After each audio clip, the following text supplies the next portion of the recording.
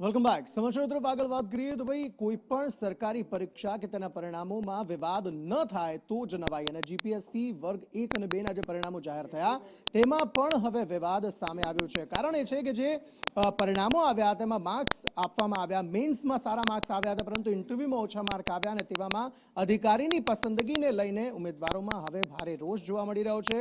પરિણામમાં ગડબડની આશંકા તમામ લોકોએ વ્યક્ત કરી છે. જીએસ અને મનપા ચીફ ઓફિસરની પરીક્ષાના પરિણામ બાદ આ રોષ જોવા મળી રહ્યો છે. જયંતિ ચૌધરી પાસેથી આ અંગે વધુ વિગતો મેળવીએ. જયંતિ, ગુજરાતની અંદર પરીક્ષા લેવાય અને તેનો વિવાદ સામે ના આવે તેવું ભાગ્ય જ બનતું હોય છે ને એમાં પણ જીપીએસસી જે છે તેને તો ખરેખર સારી કેટેગરી માનવામાં આવે છે, તેમાં વિવાદ નથી હોતા, પરંતુ જીપીએસસીમાં પણ હવે વિવાદ ઊભા થયા છે અને તેમાં પણ જે ચેરમેન છે હસમુખ પટેલ તેની સામે ઉમેદવારો રોષ ઠાલવ્યો છે. જે ઉમેદવારો છે તેમના લેખિતમાં વધુ માર્ક્સ છે, એટલે કે 400 કરતાં વધારે માર્ક્સ આવ્યા છે, તેમને ઇન્ટરવ્યુની અંદર ઓછા માર્ક્સ આવ્યા છે, જેને લઈને અનેક વિવાદો ઊભા થયા છે. કારણ કે જે ઉમેદવાર હોશિયાર છે, જેણે તૈયારી કરી છે, લેખિતની અંદર સારા એવા માર્ક્સ લાવ્યા છે, તેમને જે ઓછા માર્ક્સ આવતા અનેક તર્ક વિતર્ક થઈ રહ્યા છે, જ્યારે જેમને લેખિતમાં ઓછા છે તેમને ઊંચા માર્ગ મૌખિકમાં આપવામાં આવે છે, તેને લઈને આખો વિવાદ